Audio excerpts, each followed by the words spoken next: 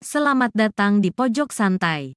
Sebelum Anda mendengarkan audiobook ini, kami menginformasikan bahwa channel ini adalah review audio dari buku yang ada di Indonesia. Untuk membaca keseluruhan buku ini, kami menyarankan membeli buku aslinya di toko buku kesayangan Anda, baik offline maupun online. Keberadaan channel ini dimaksudkan untuk membantu Anda mendapatkan pengetahuan dari buku-buku kesayangan Anda.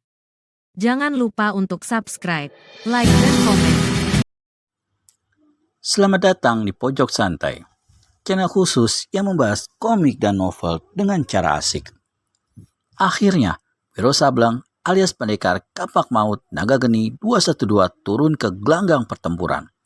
Akankah tokoh-tokoh Mongol sanggup menghadapinya? Yuk langsung saja disimak video berikut ini.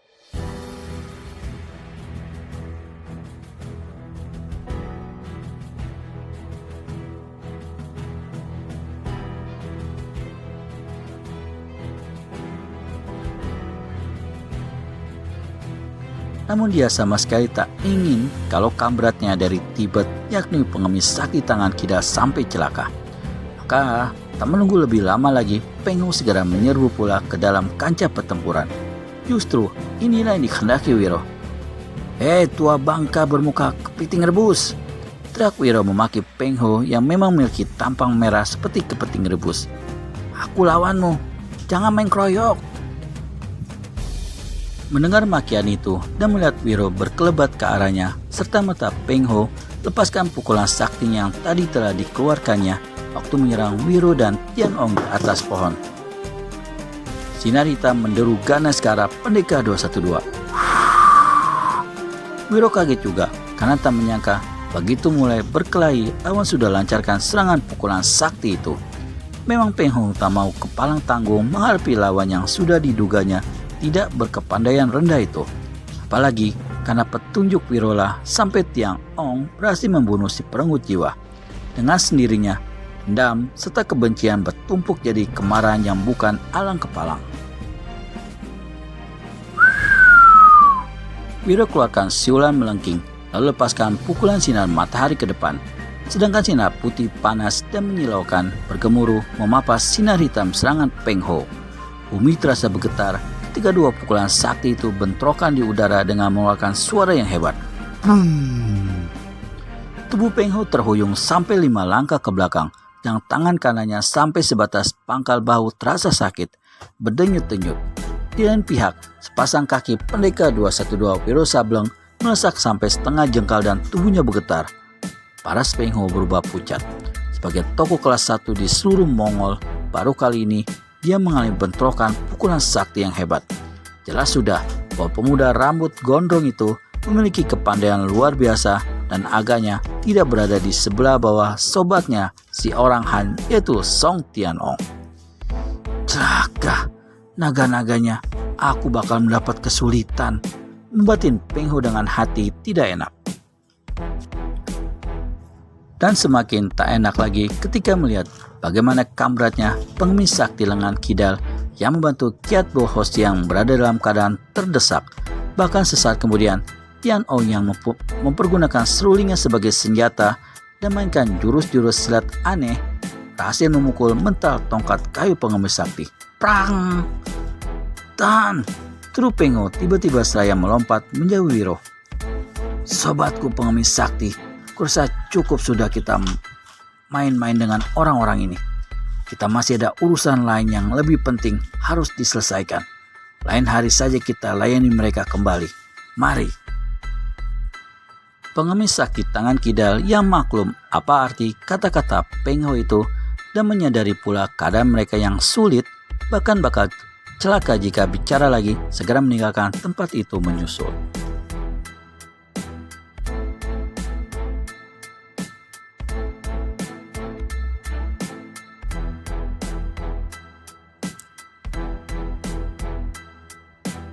Peng Ho yang telah berkelahi pergi lebih dulu tanpa mempedulikan Kiat Bo Hosiang.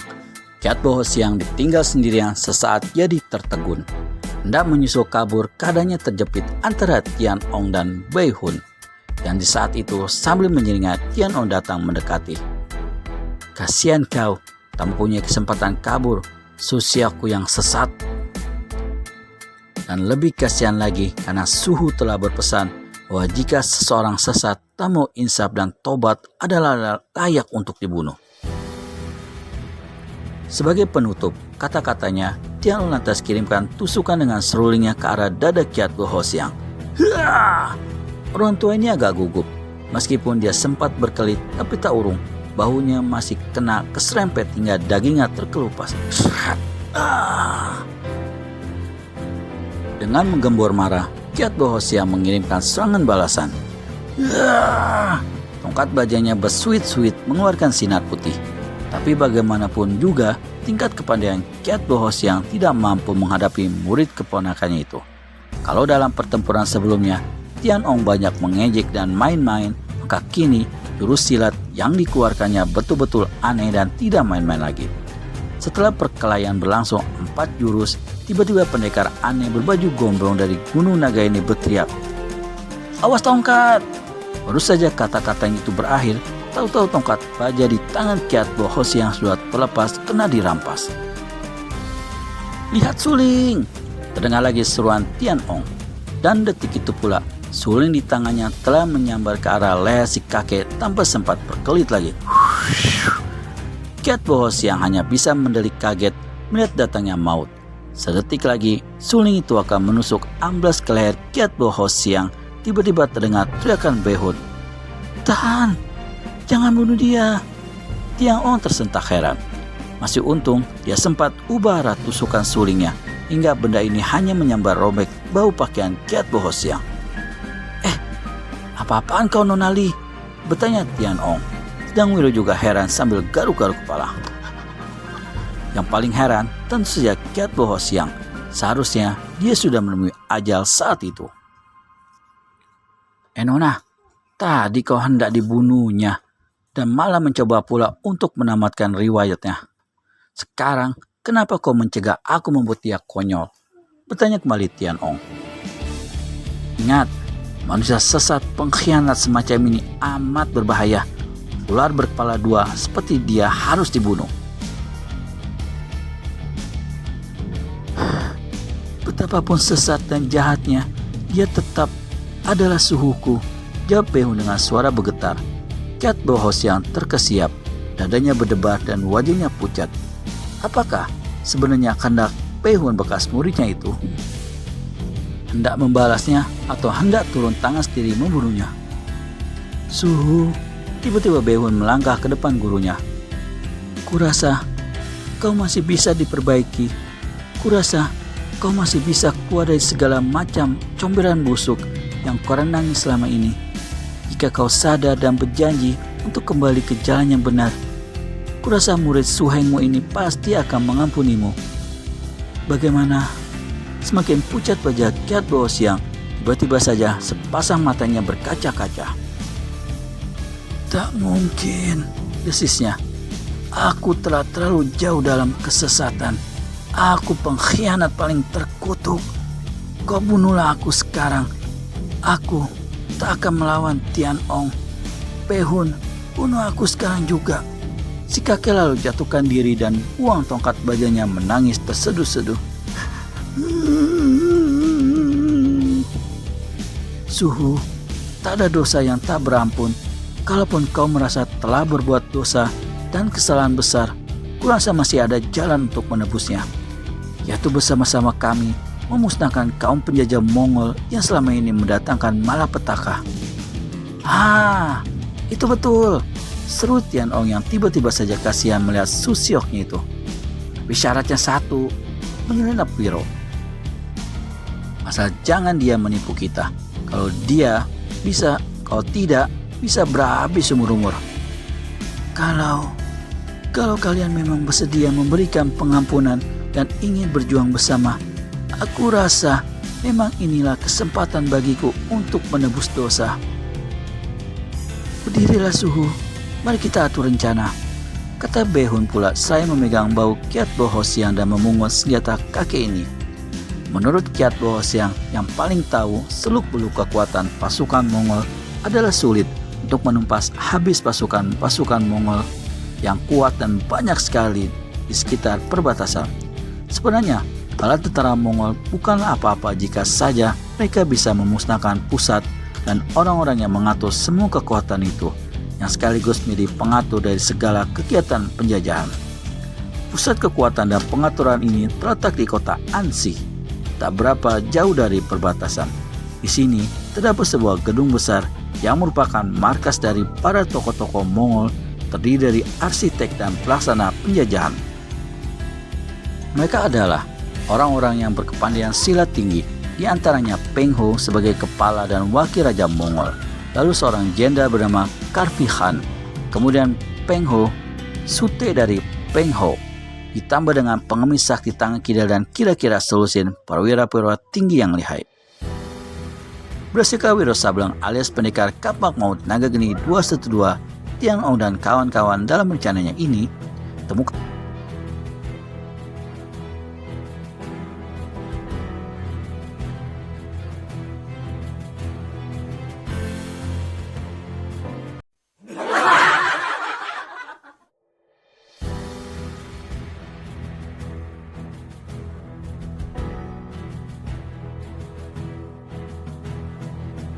sebenarnya bala tentara Mongol bukanlah apa-apa jika saja mereka bisa memusnahkan pusat dan orang-orang yang mengatur semua kekuatan itu, yang sekaligus menjadi pengatur dari segala kegiatan penjajahan.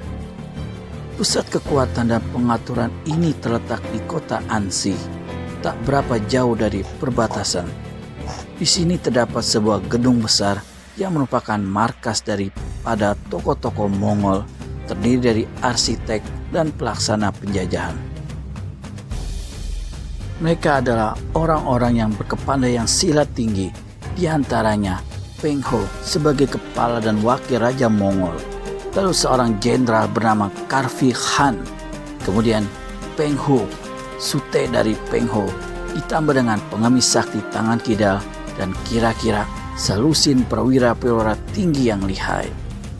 Terus terang saja, sebelumnya aku pun menjadi salah seorang di antara mereka di sana. Namun syukur kalian telah membuka kedua mataku. Jika kita sanggup mengobrak-abrik markas mereka itu dan membunuh semua tokoh yang ada di situ, kukira hancurlah induk kekuatan kaum penjajah Mongol.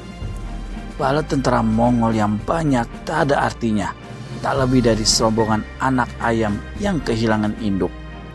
Dalam pada itu, aku tahu betul bahwa prajurit-prajurit Mongol telah muak dengan peperangan, apalagi kekejaman yang lewat batas kemanusiaan yang selama ini diperlihatkan oleh pimpinan mereka. Cuma satu hal yang diperhatikan, markas tokoh-tokoh Mongol banyak alat rahasianya. Sesaat semua orang terdiam setelah mendengar keterangan Kiat Boho siang itu. Bagaimana? Behun bertanya. Kita menyerbu ke sana, Tian Ong menyaut. Betul, kita menyerbu ke sana, ujar Wiro pula. Bagus, sebaiknya kita berangkat sekarang juga, kata Kiat Boho siang dan disetujui oleh semua orang. Maka keempat manusia berkepandaian tinggi itu pun berkelebat meninggalkan tempat itu. Kalau tadi di tempat itu suasananya hiruk pikuk, maka kini jadi sunyi, tapi tetap saja mengerikan, karena di sana di sini bertebaran puluhan mayat. Setelah melakukan perjalanan yang cukup sulit, hampir selama 2 minggu, akhirnya mereka sampai juga di luar kota Ansi. Kota ini adalah kota kerajaan Tiongkok pertama yang direbut oleh bangsa Mongol sewaktu pecah perang. Karena terletak di daerah yang kini dikuasai bangsa Mongol, maka suasananya tenang dan aman.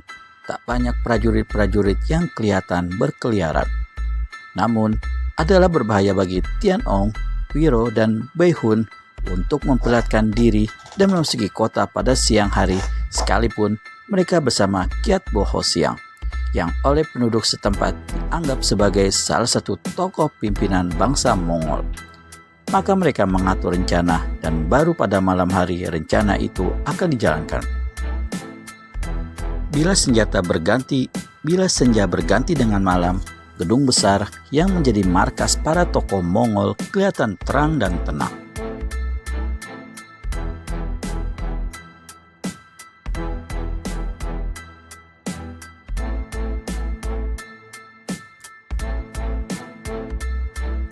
Di pintu depan, 5 orang pengawal asyik bercakap-cakap, sedang lainnya melakukan perondaan sekeliling tembok halaman. Tadi sudah dikatakan bahwa keadaan kota Ansi aman, namun untuk gedung penting seperti markas tentu saja harus mendapat pengawal yang cukup terjamin. Di dalam gedung, pada sebuah ruangan besar, maka 14 orang kelihatan duduk mengelilingi meja. Mereka adalah Peng Ho di kepala meja, Jenderal Karfi Khan di kepala meja yang lain, lalu Peng Sul, sotinya Peng Ho, Wang Li alias pengemis sakti tangan kidal, ditambah 10 orang perwira tinggi bangsa Mongol. 1 jam yang lalu, Peng Ho dan pengemis sakti baru saja kembali dan langsung mengumpulkan orang-orang itu untuk mengadakan pembicaraan. Yang jelas, tentu saja Peng Ho menuturkan apa yang telah terjadi 2 minggu lalu antara dia dan murid Iqbo Hosiang. Pemuda itu lihai sekali, dan yang lebih bahaya adalah konconya, seorang pemuda asing berambut gondrong, berkata Peng Ho. Bagaimana dengan Kiat Bo Hosiang? Bertanya Jenderal Karfi Khan. Entahlah, kami tinggalkan saja dia sendirian. Mungkin sudah mampus di tangan muridnya sendiri, atau si kepala Tian Ong itu, menyauti pengemis sakti. Bagiku lebih baik dia mampus. Aku tak begitu senang padanya, kata Peng Ho pula belak-belakan. Setelah membicarakan susunan dan keadaan pasukan Mongol di beberapa tempat di selatan, Peng Ho kemudian berkata, dengan adanya pengacau-pengacau seperti Tian Ong dan pemuda asing serta gadis murid Kiat Bo Hosiang itu pasti akan banyak mempengaruhi keadaan kita. Dalam perjalanan kemari, aku dan pengemis sakti telah membicarakan rencana untuk mendatangkan beberapa tokoh utama Tibet guna membantu kita. Kalau sampai Iqbo Hosiang sendiri turun tangan, keadaan kita akan semakin sulit. Kita basmi dulu 3 kurcaci itu, soal Iqbo baru kita urus kemudian. Dengan ratusan pasukan dan dipimpin oleh tokoh-tokoh lihai seperti kita, masakan Iqbo Hosiang tak dapat kita gusur dan puncak dari puncak Longsan. Aku hanya menunggu persetujuan dari para Hohan di sini saja. Hohan berarti orang-orang gagah. Kurasa semua kita di sini dengan menyetujui rencana Peng Ho, Lo Henghyo dan Wang Li Lo Henghyo, menjawab Jenderal Karfi Khan. Terima kasih kalau begitu. Aku dan pengemis sakti akan berangkat bes. Peng Ho tak meneruskan kata-katanya karena saat itu matanya melihat alat rahasia yang terletak di dinding gerak-gerak. Ada orang di atas genteng. Semua siap, seru Peng Ho. Orang-orang yang ada dalam ruangan pertemuan itu serta-merta melompat dari kursi masing-masing dan hunus senjata. Pada saat itu, pintu ruangan tiba-tiba terbuka dan muncullah Kiat Bo Hosiang. Krek. Hei, bukankah kau sudah mampus di tangan murid keponakanmu? Peng Ho berseru kaget. Belum, masih belum Peng Ho Lo Enghyong, saut Kiat Bo Hosiang. Jadi, kau berhasil lolos dari kepungan 3 orang muda lihai itu? Pengemis sakti yang kini ajukan pertanyaan. Sebelum Kiat Bo Hosiang sempat menjawab, Peng Ho kembali buka mulut. Apakah kau masih punya muka untuk kembali kemari? Soal muka tak perlu kita bicarakan. Mukamu atau muka siapapun di ruangan ini tidak lebih baik dari mukaku. Wah, kau bicara keren amat Kiat Bo Hosiang, tukas Jenderal Karfi Khan. Sementara Peng Ho melirik pada alat rahasia di dinding yang sampai saat itu masih kelihatan bergerak sedikit. Ketahuilah, aku datang bukan sebagai Kiat Bo Hosiang yang dulu. Selama ini, kalian orang-orang Mongol telah memperdayaiku, membujuk dan merayu hingga aku lupa daratan dan menindas, memusnahkan bangsa sendiri. Kiat Bo Siang, kau bicara apakah? Dan apa maumu sebenarnya? Membentak Peng Ho. Kalian kaum penjajah terkutuk hari ini harus bertanggung jawab atas kejahatan dan kekejian apa yang telah kalian lakukan terhadap tanah air dan bangsaku. Habis berseru begitu, Kiat Bo Siang lantas cabut tongkat bajanya lalu berseru, "Kawan-kawan, silakan turun." Serentak dengan itu, terdengar suara ribut di atas atap. Loteng ruangan tiba-tiba bobol dan 3 sosok tubuh melayang turun dalam gerakan yang sebat luar biasa. "Kurang ajar," teriak Peng Ho. Dia sudah maklum siapa-siapa adanya 3 manusia yang masuk menerobos itu. Karenanya segera saja dia hantamkan kedua tangannya ke atas. 2 larik sinar hitam menderu memapaki Tian Ong, Bai Hu dan Wiro Sableng yang tengah melayang di udara. Terdengar suara tertawa Tian Ong disusul dengan berjumpalitanya tubuh pemuda ini ke kiri dan laksana seekor naga dia menukik ke arah Peng Ho sambil lancarkan satu jotosan.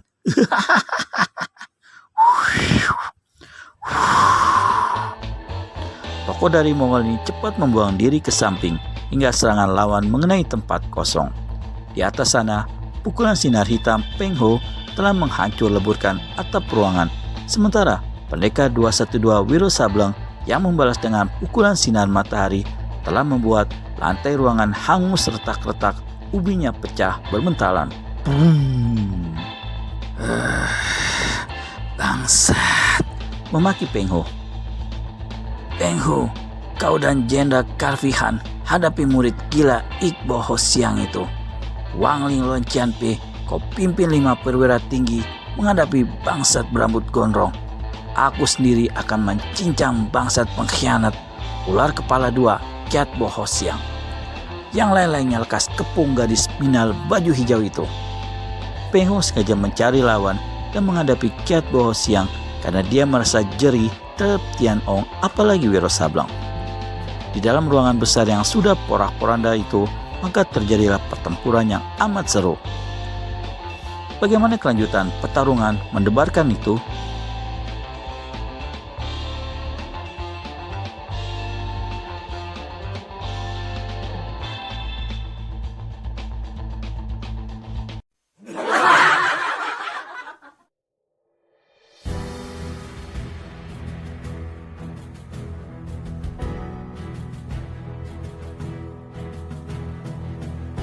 Peng Ho sengaja mencari lawan dan menghadapi Kiat Bo Ho Siang karena dia merasa jeri terhadap Tian Ong apalagi Wiro Sableng. Di dalam ruangan besar yang sudah porak-poranda itu, maka terjadilah pertempuran yang amat seru. Dengan sebilah pedang berwarna ungu, Peng Ho mengamuk yang dilayani oleh Kiat Bo Ho Siang dengan tongkat bajanya.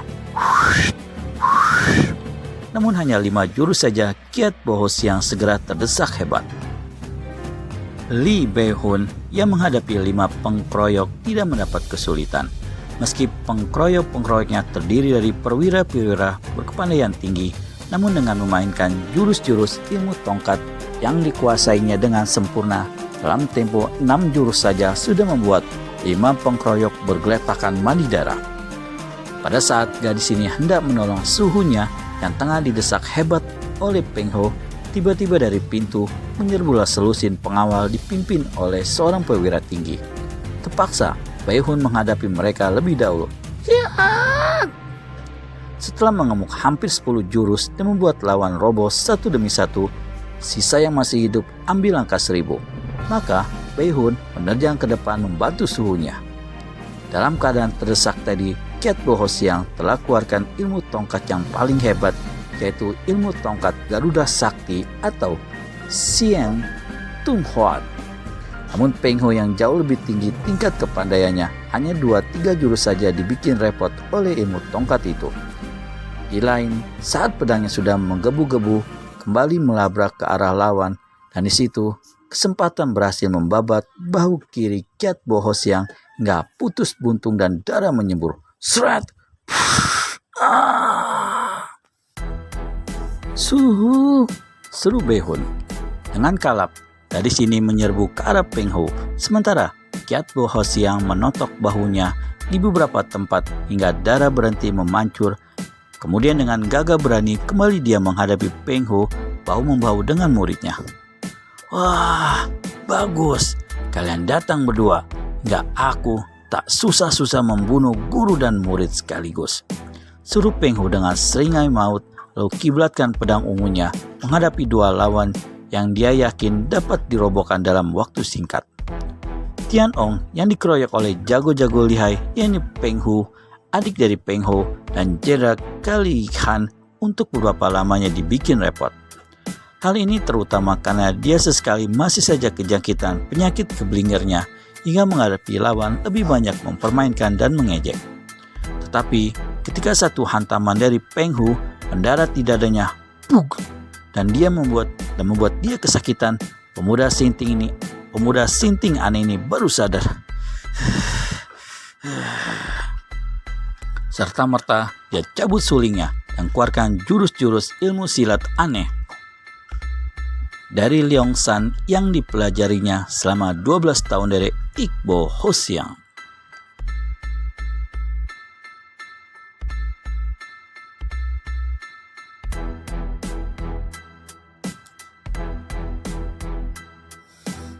Menghadapi ilmu silat yang tak pernah dilihatnya sebelumnya, dengan sendirinya Peng Hu serta Jenderal Karpi Han kebingungan. Betapapun lihainya mereka, namun jurus demi jurus keduanya mulai terdesak. Dalam hebatnya kecamuk pertempuran itu, tiba-tiba Tian Ong keluarkan pekik nyaring. Serentak dengan itu, tubuhnya berkelebat lenyap dan tahu-tahu terdengarlah pekik Peng Hu. Tubuhnya berjalan 5 langkah. Keningnya kelihatan berlubang dan mengucurkan darah. Sekali lagi, adik dari Peng Hu ini berteriak mengerikan lalu roboh. Tian Ong telah menghantam keningnya dengan suling hingga berlubang dan membuat nyawanya lepas. Melihat adiknya mati, Peng Hu menggembor marah. Tubuhnya berkelebat dalam amukan yang hebat dan sesaat kemudian ia berhasil merobohkan Kiat Bo Ho Siang. Kakek ini terjungkal dihantam tendangannya dan selagi sempoyongan, pedang Peng Hu cepat menebas lehernya hingga Kiat Bo mati dengan kepala melinding. Shred, trak. Li Bei Hun terpekik ngeri melihat kematian suhunya itu. Dengan kalap, tanpa mempertimbangkan lagi kemampuan sendiri, dia menyerbu Peng Hu seorang diri. Tapi sekali Peng Hu gerakkan pedangnya, maka patah mentala pedang di tangan si nona. Di lain, saat senjata Peng Hu membacok ganas ke kepala si nona tanpa dapat dikelit lagi ataupun ditangkis oleh Bei Hun. Di saat yang kritis itu, tahu-tahu melesat sesosok tubuh antara kepala Bei Hun dan pedang Peng Hu yang tengah turun dengan deras. Peng Hu melengak kaget. Dia tidak tahu tubuh siapa yang dilemparkan karena saking cepatnya lemparan, dan di samping itu dia tak dapat pula menahan turunnya pedang. Tras! Pedang Peng Hu membacok tepat di pertengahan tubuh yang terlempar. Terdengar jeritan, tubuh itu terhampar ke lantai, tak berkutik lagi dengan pinggang terbabat putus. Ketika diperhatikan, nyata dia bukan lain adalah Wang Li alias pengemis sakti tangan kidal. PM sendiri selamat dan tertegun, sedang Peng Hu dengan muka pucat berpaling ke arah pendekar 212 Wiro Sablong yang tengah asik menggebuki perwira-perwira Mongol yang tengah mengkeroyoknya. Apakah sebenarnya yang telah terjadi? Seperti diketahui sebelumnya, pengemis sakti tangan kidal bersama dengan 5 perwira tinggi Mongol tengah mengeroyok Wiro. Kenyataannya, 5 perwira ini adalah lebih lihai dari 5 perwira lain yang mengeroyok Bei Hun. Hingga dipimpin oleh pengemis sakti, mereka sempat membuat Wiro kalang kabut. Namun setelah keluarkan jurus-jurus silat yang dipelajarinya dari pendekar pedang akhirat Long Sam Kun, maka dalam satu gebrakan saja dia berhasil merobohkan 2 perwira tinggi. Ketika dia menendang mental perwira yang ketiga, matanya yang tajam menyaksikan bagaimana Peng Hu telah melancarkan satu bacokan ganas ke arah kepala Bei Hun tanpa si gadis bisa berkata apa-apa. Di saat yang sama, pengemis sakti tangan kidal kirimkan satu sodokan dengan tongkat kayunya ke arah ulu hati Wiro. Dengan mainkan jurus bernama Lon Han Chiang Yao atau malaikat menuduhkan siluman, Wiro sambar lengan kiri pengemis sakti dan tarik demikian rupa hingga tubuh kakek itu berputar di atas kepalanya lalu dilempar ke arah Peng Ho. Seperti yang diperhitungkan oleh Wiro dan malang bagi pengemis sakti, tubuh kakek-kakek itu terlempar tepat antara kepala dan bacokan pedang hingga tak ampun lagi pedang di tangan Peng Ho menghantamnya tepat di pinggang. Wiro tertawa gelak-gelak. Hei Peng Ho, apakah kau sudah gila membacok mati kawan sendiri? Ejek pendekar sableng ini lalu tertawa gelak-gelak. Sementara Tian Ong mendengar suara tertawa kamratnya itu, ikut-ikutan pula tertawa dan membuat gerakan dia bernama Koi Leong Hoang In atau naga aneh berjumpa litan. Tubuhnya seperti terjungkal, kaki ke atas, kepala ke bawah. Kaki menendang ke muka lawan, dan begitu lawan mengelak, tahu-tahu suling di tangan kanan memburu dengan cepat. Terdengarlah jerit kematian Jenda Karfihan sewaktu perutnya kena dikoyak oleh suling Tian Ong hingga ususnya berbusain keluar. Dengan matinya Jenda Karfihan, maka kini Peng Ho jadi tinggal sendirian. Dan mau tak mau ini membuat nyalinya lumer. Tanpa tunggu lebih lama, dia segera melompat ke pintu. Wiro memburu disusul oleh Tian Ong. Yang racun, anjing penjajah. Kau mau kabur kemana? Teriak Tian Ong.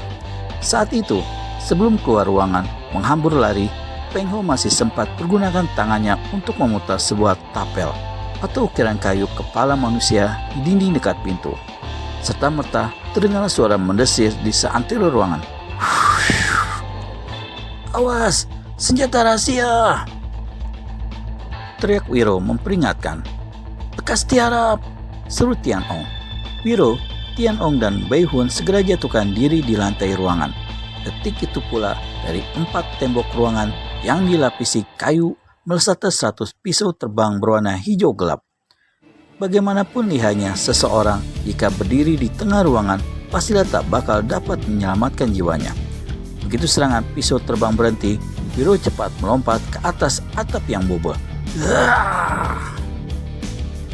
Dia sampai di sana dalam waktu yang tepat karena masih sempat melihat bayangan Peng Ho berkelebat di balik atap gedung sebelah kiri. Wiro segera memburu dan dalam waktu singkat berhasil menyusul pentolan kelas wahid gembong penjahat itu. Peng Ho sadar dia tak akan bisa menang menghadapi pendekar 212, tapi lari pun tak mungkin. Apalagi waktu itu berkelebat pula 2 bayangan di atas genteng, yakni Tian Ong dan Bai Hun. Dan si Nona belum apa-apa. Lantas saja sudah menyerangnya dengan sebuah golok besar yang diketahuinya adalah milik Jenderal Karfihan. Tak ada hal lain yang bisa dilakukan Peng Ho selain melawan mati-matian. Sebenarnya dalam tingkat ilmu kepandaian jelas sekali Bai Hun jauh tertinggal dari tokoh kelas 1 Mongol itu. Namun saat itu Peng Ho bertempur dalam pikiran kacau balau, takut dan gugup. Pikirannya tak terpusat karena dia senantiasa mengintai kelengahan-kelengahan lawan untuk melarikan diri. Dalam pada itu, Tian Ong dan Wiro meskipun tidak langsung turut pula ambil bagian dalam pertempuran. Setiap Peng Ho mendesak Bai Hun atau lancarkan serangan berbahaya, maka tak tahu pantatnya ditendang oleh Tian Ong dari belakang. Terkadang Wiro menjabak rambutnya atau menarik turun celananya. Sambil berbuat begitu, kedua pemuda slumlord itu tertawa-tawa tiada henti. Akhirnya, dalam keadaan penasaran, Peng Ho pergunakan pedangnya untuk tusuk dirinya sendiri. Tokoh utama dari Mongol ini roboh terguling dari atas genteng, jatuh ke tanah dengan pedang masih menancap di dadanya. Penyerbuan Tian Ong, Wiro Sableng, Li Bai Hun, serta Kiat Bo Hosiang ke markas besar pentolan-pentolan tertinggi penjajah di Ansi itu betul-betul menggeparkan baik 4 kalangan pemerintah Mongol maupun pemerintah Tiongkok. Kalau orang Mongol merasa sangat terpukul, maka pihak Tiongkok jadi mendapat semangat. Ribuan tentara Tiongkok 2 minggu kemudian menyerbu ke perbatasan. Dan betullah, seperti kata-kata mendiang Kiat Po Hosiang, jika markas sumber kekuatan penjajah itu dihancurkan, maka bala tentara Mongol meskipun berjumlah besar, namun tak lebih dari anak-anak ayam yang kehilangan induknya. Seluruh kekuatan Mongol disapu bersih dari bumi Tiongkok, bebas lepas dari kaum penjajah yang selama ini telah mendatangkan 1001 macam kesengsaraan di kalangan rakyat. Namun agaknya tugas Song Qianhong dan Li Beihun masih belum selesai, karena di selatan masih banyak pemimpin-pemimpin yang tak tahu diri yang perlu disingkirkan. Sementara Pendekar 212 Wiro Sableng terus pula melakukan petualangannya. Selesai. Terima kasih telah menonton video Wiro Sableng dengan judul Pendekar dari Gunung Naga. Nantikan episode Wiro Sableng selanjutnya dengan judul Hidung Belang Berkipas Sakti. Jangan sampai terlewat. Untuk itu, segera subscribe dan tekan tombol lonceng untuk mendapat notifikasi video terbaru dari kami. Terima kasih dan sampai bertemu kembali.